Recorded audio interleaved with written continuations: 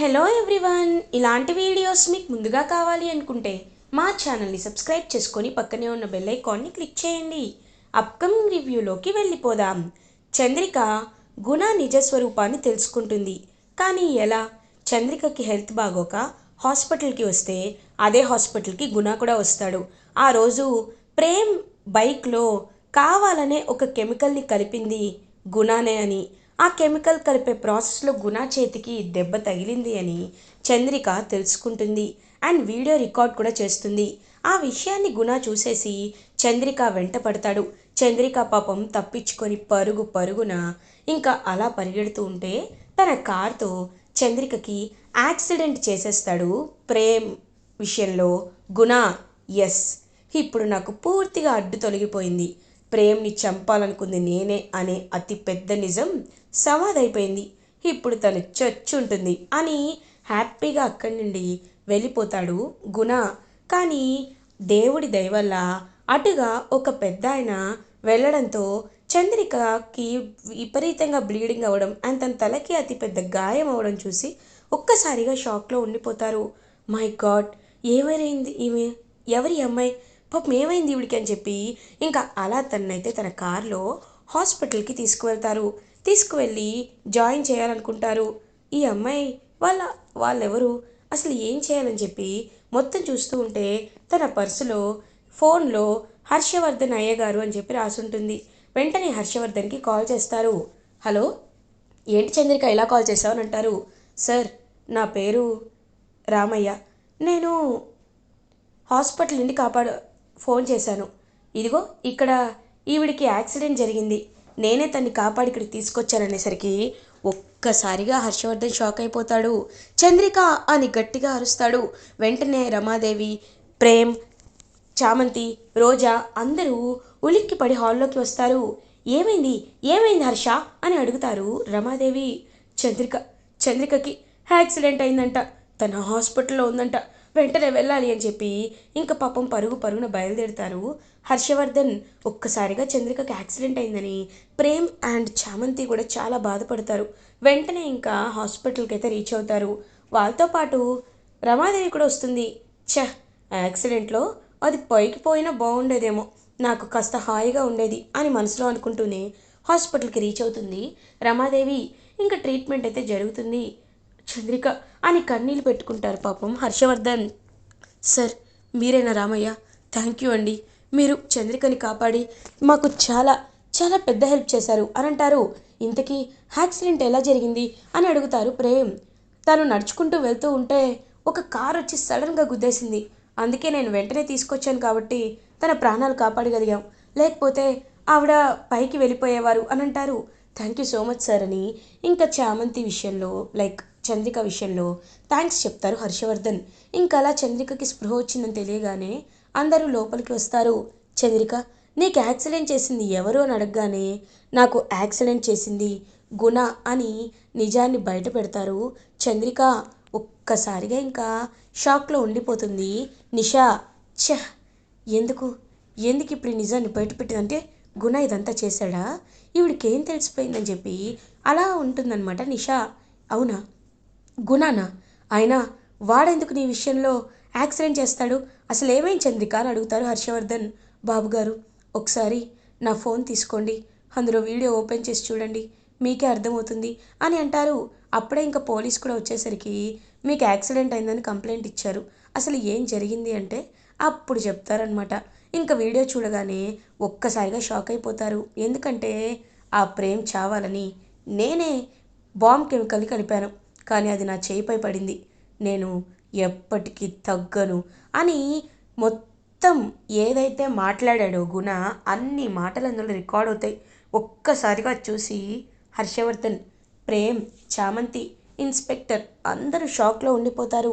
వెంటనే చూశారు కదా ఇన్స్పెక్టర్ గారు, తను నా కొడుకుని చంపాలనుకున్నాడు, ఇప్పుడేమో మా చంద్రికని చంపాలనుకున్నాడు, కాబట్టి ఎలా అయినా వాడిపై మీరే సీరియస్ యాక్షన్ తీసుకోవడం కాదు సార్, వాడికి నాన్ బెయిలబుల్ అఫెన్స్ కింద జైల్లో పెట్టండి, బెయిల్ రావడానికి కూడా కష్టం అవ్వాలి, మనుషుల ప్రాణాలంటే వాడికి చాలా ఆటలుగా అనిపిస్తుంది, అలాంటి మృగాలు ఎప్పుడైనా బయట తిరగకూడదు అని అంటారు హర్షవర్ధన్.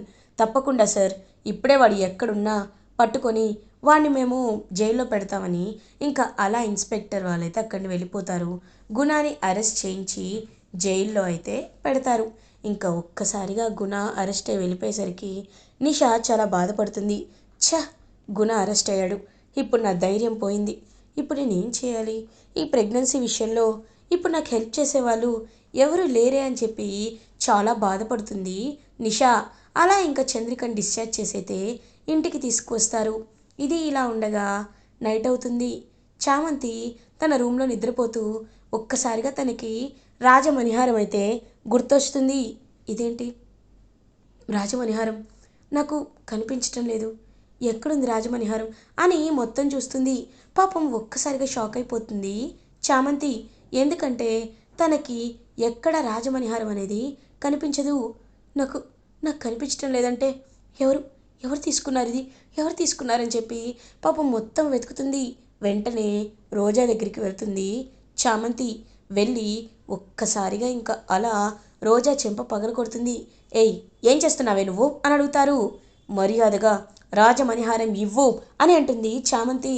పిచ్చా నీకు, రాజమణిహారం నా దగ్గర ఎక్కడుంది, అయినా నేనెక్కడ తీశాను అని అంటుంది. అబద్ధాలు ఆడద్దక్క, రాజమణిహారం ఇస్తావా లేకపోతే చస్తావా అని అడుగుతుంది. చూడు, నువ్వెన్నైనా చెప్పుకో, నేను మాత్రం రాజమణిహారాన్ని ఇవ్వలేను, ఎందుకంటే అది నా దగ్గర లేదు కాబట్టి అని చెప్పి అక్కడి నుండి వెళ్ళిపోతుంది రోజా.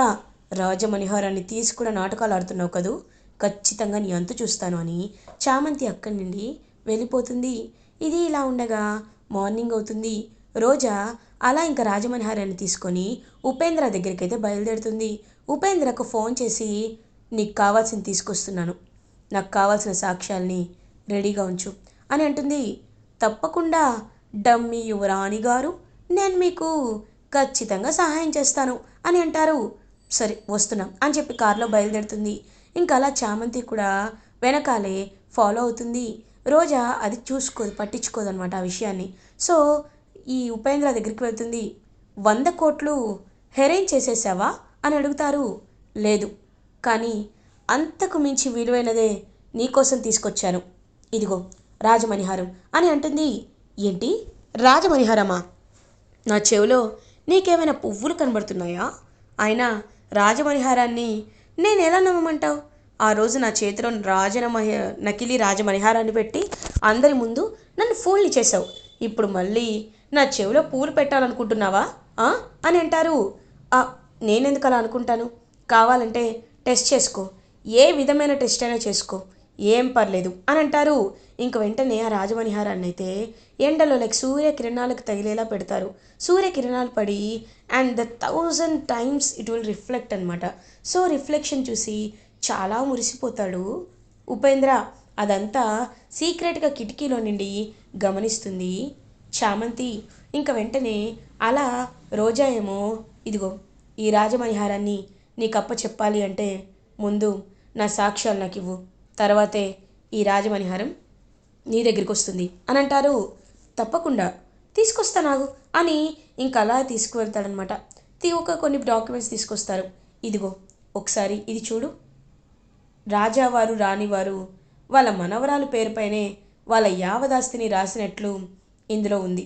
కాబట్టి రాజావారు రాణివారి డిఎన్ఏ టెస్ట్ రిపోర్ట్స్ నీ రిపోర్ట్స్ మ్యాచ్ అయ్యే సాక్ష్యాలు ఇవి మ్యాచ్ అయ్యాయి అని మనం డబ్బులు ఇచ్చిన ఆఫీసర్ సబ్మిట్ చేశాడు. కాబట్టి ఇంకా ఈ డిఎన్ఏ రిపోర్ట్స్ చూసి నువ్వు రాజావారి మనవరాలువేనని అందరూ నమ్ముతారు, తీసుకో అని ఇస్తారు. థ్యాంక్ యూ సో మచ్, ఇదిగో రాజమణిహారం అని చెప్పి కరెక్ట్గా అలా చేతికి ఇచ్చేలోపు వెంటనే అక్కడ మొత్తం డార్క్ అయిపోతుంది. ఇంకా అన్ని తలుపులు మూసుకుపోతాయి. పెద్ద గాలి వస్తుంది, ఉరుములు మెరుపులు పిడుగులు వస్తాయి. ఒక్కసారిగా షాక్ అయిపోతాడనమాట. అది చూసి వీడైతే ఈ ఉపేంద్ర అయితే ఇంకా షాక్లో ఉండి అలా ఉండిపోతాడు. వెంటనే మై గాడ్, ఏం జరుగుతుంది ఇక్కడ? ఇంకా అలా నల్లని మబ్బులు కమ్ముకునేసరికి మొత్తం రాజమహల్ అంతా చీకటిగా మారిపోతుంది. ఇంకా పాపం చామంతి అమ్మవారికి నమస్కారం పెట్టుకొని, అమ్మ ఈ దుష్టుల నుండి నీ రాజమణిహారాన్ని కాపాడుకోవడానికి నువ్వే దైవంలా వచ్చావా అని ఇంకా చామంతి అలా మెల్లగా వెళ్ళి ఆ ఉపేంద్ర చేతిలో ఉన్న రాజమణిహారాన్ని తీసుకొని అక్కడి నుండి పారిపోతుంది. ఇంకా రోజా కూడా వాము ఏం జరుగుతుందో ఇక్కడ, నేను వెంటనే వెళ్ళిపోవాలని చెప్పి ఇంకా వెంటనే పారిపోతుందనమాట. రోజా పారిపోతుంది, చామంతి పారిపోతుంది. కేవలం ఆ ఉపేంద్ర ఒక్కడే మిగిలిపోతాడు. సో ఉపేంద్రకు కూడా భయం వేస్తుంది. ఎవరు ఎవరు అని అడుగుతూ ఉంటాడు. కానీ పెద్ద పెద్ద ఉరుములే వినపడేసరికి ప్రాణ భయం అనేది అనిపిస్తుంది ఉపేంద్రకి. ఇంకా అలా రోజా సాక్ష్యాలతో తప్పించుకుంటుంది అండ్ చామంతి తప్పించుకుంటుంది కాబట్టి ఇద్దరు సేవ్ అయిపోతారు. ఇంకా అలా రోజా, ఇదిగోండి మావయ్య గారు అడిగారు కదా, సాక్ష్యాలు అడిగారు కదా, ఒకసారి చూడండి, నేనే రాజావారి రాణివారి మనవరాలననే చూపించే సాక్ష్యం. ఈ డిఎన్ఏ రిపోర్ట్స్ చూడండి, మా తాతయ్య డిఎన్ఏతో నా డిఎన్ఏ మ్యాచ్ అయింది. మా తాతయ్య బ్రతుకున్నప్పుడే తన యావదాస్తిని నా పేరుపైకి అంటే నా మనవరాల పేరుపైకి రాశానని వీలునామా రాసిచ్చారు. చూడండి, ఇప్పటికైనా అర్థమైందా అని అంటారు.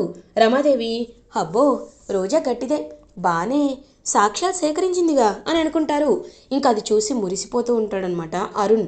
పాపం చామంతి ఏమి చేయలేక సైలెంట్గా ఉండిపోతుంది. రాజమణిహారం ఎలాగో చామంతి చేతికి వచ్చేసింది కాబట్టి ప్రశాంతంగా ఉంటుందన్నమాట చామంతికి. ఇప్పుడు చెప్పండి మావయ్య గారు, పట్టాభిషేకం ఎప్పుడు పెట్టుకోమంటారు? ముహూర్తం మీరే చూడండి మావయ్య గారు అని అంటుంది. చూస్తానమ్మా, తప్పకుండా చూస్తాను. నా కొడుకులిద్దరూ నాకు సమానమే. వీడిలా నేను ఎప్పుడూ ఒకరంటే ఇష్టం లేకుండా ఉండను. కాబట్టి ఇప్పుడు నీ పట్టాభిషేకానికి ఒక మంచి ముహూర్తం చూసుకోండి. తర్వాత మేజర్ వాటాని కూడా వీడి పేరుపైకే రాస్తాను అని చెప్పి అక్కడి నుండి వెళ్ళిపోతారు హర్షవర్ధన్. ఇంకా రమాదేవి చాలా హ్యాపీగా ఫీల్ అవుతుంది. నేను అనుకున్నదే జరిగింది, అరుణ్కే ఇదంతా దక్కుతుంది, చాలా హ్యాపీగా ఉంది అని ఎంతో హ్యాపీగా ఫీల్ అవుతుంది రమాదేవి. ఇంకా ముహూర్తానికి ఒక 10 days టైం ఉంది అని చెప్పడంతో అలా ఇంకా అందరూ మొత్తం పట్టాభిషేకానికి రెడీ చేసుకుంటూ ఉంటారు. ఇది ఇలా ఉండగా నెక్స్ట్ డే మార్నింగ్ అవుతుంది. హర్షవర్ధన్ దగ్గరికి వాళ్ళ ఫ్రెండ్ అయితే వస్తారు. ఆయన ఒక డాక్టర్. ఏరా డాక్టర్ ప్రతాప్, ఎలా ఉన్నావు, చాలా రోజులైంది నిన్ను చూశానంటారు. నాకేముందిరా, ఎప్పుడో ఢిల్లీ వెళ్ళి సెటిల్ అయిపోయాను. ఇప్పుడు చిన్న పనుండి హైదరాబాద్ వచ్చాను. నిన్ను చూసి చాలా రోజులైంది కదా అని చూశాను. అవును ఏంటి, మొన్న ప్రేమ్ పెళ్ళి ఆగిపోయింది అని విన్నాను, వాట్ హ్యాపెన్ రా అని అడుగుతారు. రే, ఇది చాలా సెన్సిటివ్ విషయం, ఇది ఎలా చెప్పాలో కూడా నాకు అర్థం కావట్లేదు అని అంటారు. ఏంటో చెప్పరా, నేను సాల్వ్ చేయగలిగితే చేస్తాను అని అంటారు. నిషా అని ఇంకా జరిగిందంతా వీడియో చూపించడం, నిషా ప్రెగ్నెంట్ అనడం అండ్ నిషాకి బేబీ పుట్టిన తర్వాత డిఎన్ఏ టెస్ట్ చేద్దాం అప్పుడు బయటపడుతుంది అని హర్షవర్ధన్ మాట ఇవ్వడం, ఇదంతా ఆయనకి ఫ్లాష్ బ్యాక్ అయితే చెప్తారు. రే, ఇంకా 6 months టైం ఉంటుంది, అంత టైం వేస్ట్ చేసుకోవడం ఎందుకు? ప్రేమ్ నిజంగా తప్పు చేయలేదని నువ్వు బలంగా నమ్ముతున్నావు కాబట్టి ఇప్పుడే డిఎన్ఏ టెస్ట్ని హెల్ప్ చేయొచ్చురా అని అంటారు. ఏంటి, డిఎన్ఏ టెస్ట్ చేయించచ్చా, ఎలా అని అడుగుతారు. చూడు, ఎలాగో ఇప్పుడు తను ప్రెగ్నెంట్ కాబట్టి తన బ్లడ్లో డిఎన్ఏ ఖచ్చితంగా ఉంటుంది. తన బ్లడ్ శాంపిల్స్ అండ్ ప్రేమ్కి సంబంధించిన కొన్ని బ్లడ్ శాంపిల్స్ తీసుకొని ఆధునికంగా అంటే లైక్ అడ్వాన్స్డ్ టెక్నాలజీతో మనం చేస్తే ఒక 3 daysలోనే రిపోర్ట్స్ అనేవి వచ్చేస్తాయిరా అని అంటారు. వెరీ గుడ్, అయితే ఇప్పుడే విషయం చెప్తాను. ప్రేమ్, నిషా రండమ్మా అని ఇద్దరిని పిలుస్తారు. ఇంకా అలా చామంతి వాళ్ళు కూడా వస్తారు. నిషా, ప్రేమ్, డిఎన్ఏ టెస్ట్కి బాబు ఆర్ పాప బేబీ పుట్టేంత వరకు ఆగక్కర్లేదని నా ఫ్రెండ్ చెప్తున్నారు. ఈ పేరు డాక్టర్ ప్రతాప్, నాకు చిన్నప్పటి నుండి చాలా క్లోజ్ ఫ్రెండ్. ఇతను ఢిల్లీలో పేరు మోసిన డాక్టర్ కాబట్టి డిఎన్ఏ టెస్ట్ని అడ్వాన్స్డ్ టెక్నాలజీతో బిడ్డ పుట్టకముందే చేయిస్తాను అని అంటున్నాడు. కాబట్టి మీ ఇద్దరి బ్లడ్ శాంపిల్స్ ఇస్తే సరిపోతుంది అని అంటారు. వెంటనే ప్రేమ్, నేను రెడీ నాన్న అని బ్లడ్ శాంపిల్స్ అయితే ఇస్తారు. ఇంకా ల్యాబ్ టెక్నీషియన్ వచ్చి బ్లడ్ శాంపిల్స్ కలెక్ట్ చేసుకుంటారు. నిషా ఏమో, అంకుల్ బిడ్డ పుట్టాక చేద్దాం అంకుల్, ఇప్పుడు ఎందుకు అని అంటారు. ఏమా, నువ్వు ప్రేమ్ తప్పు చేశాడని మనస్ఫూర్తిగా నమ్ముతున్నావు కదా, అలాంటప్పుడు ఎందుకమ్మా భయపడుతున్నావు? చూడు, నువ్వు ఇప్పుడు నిజంగా తప్పు ప్రేమ్ చేయలేదు అంటేనే భయపడు, చేశాడని నువ్వు బలంగా నమ్ముతుంటే ధైర్యంగా బ్లడ్ టెస్ట్ ఇవ్వమ్మా, బ్లడ్ ఇవ్వు అని అంటారు. ఇంకా కంగారు పడిపోతూ ఉంటుందన్నమాట తనైతే. అవును నిషమ్మ, ఇవ్వండి, ఇస్తే తప్పేముంది అని అంటుంది. అది కాదు అంటే, నిషమ్మ ఎందుకు కంగారు పడుతున్నారు, ఇవ్వండి అని అంటుంది. ఇంకా అలా బ్లడ్ శాంపిల్స్ అయితే ఇస్తారు. సో నిషా, మై గాడ్, ఇప్పుడు ప్రేమ్ కూడా గుణ కూడా అరెస్ట్ అయ్యాడు. ఇప్పుడు గుణ కూడా లేడు. నేను ఏం చేయాలి? ఎలా వీళ్ళ దగ్గర నుంచి తప్పించుకోవాలి? నాకేం అర్థం కావట్లేదే అని చాలా టెన్షన్ పడుతుంది నిషా. ఇంకా అలా ఇద్దరు బ్లడ్ శాంపిల్స్ ఇచ్చేస్తారు. ల్యాబ్ టెక్నీషియన్ అవి తీసుకువెళ్తారు. ఇవి నేను ఢిల్లీకి పంపిస్తాను, ఒక 5 డేస్లో రిపోర్ట్స్ వచ్చేస్తాయని చెప్పి అలా అక్కడి నుండి హర్షవర్ధన్ వాళ్ళ ఫ్రెండ్ డాక్టర్ అయితే వెళ్ళిపోతారు. ఇది ఇలా ఉండగా నెక్స్ట్ డే మార్నింగ్ అవుతుంది. రోజాని యువరాణిగా, కొల్హాపూర్ సంస్థాన యువరాణిగా పట్టాభిషేకం ఈ నెల 1వ తారీఖు జరుగుతుంది అని చెప్పి ఇంక పేపర్లో అయితే యాడ్ వేపిస్తారు.